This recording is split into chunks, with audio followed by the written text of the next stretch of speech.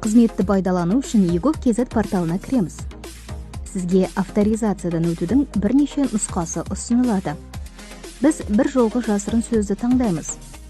GSM мен телефон нөмірін енгіземіз.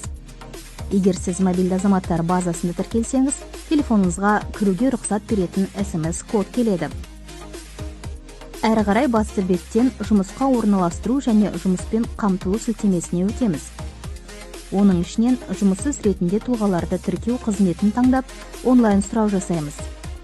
Шыққан беттен автоматты толтырылған жеке мәліметтерімізді тексереміз. Соңында керекті жұмыспен қамту бөлімін таңдаймыз.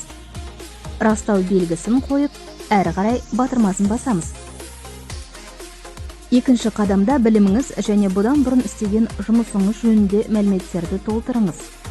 Қосымша жазба қосу қажет болса, тиісті батырманы басып сақтаймыз. Жұмыс істеген орындарды да дәл осылайша толтыруға болады. Жұмыс істеген орындарды да осылайша толтыруға болады. Әрі қарай жұмысқа тұруда басымдық алу үшін келесі мәліметтерді дұрыс толтыру сұралады.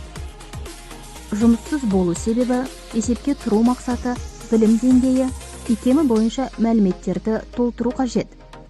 Жұлдызшамен белгіленген жолдарды міндетті түрде толтыру керек. Сонымен бірге мұнда қалайтын лауазымды таңдап, кәсібі бойынша және қалайтын еңбекақы мөлшері туралы жолдарды және ең соңында жұмыс істеу тәртібін толтыру қажет. Әрі қарай YouGov.kz порталында жеке мәліметтеріңізді жариялауға рұқсат сұралады. Растау белгісін қойып, үшінші қадамда сұрауға ЭЦХ немесе бір жолғы жасырын сөз арқылы қол қоямыз. Дайын, сұрауыңыз жолданды. Оның мәртебесін сіз жеке кабинетіңізден бақылап отыра аласыз.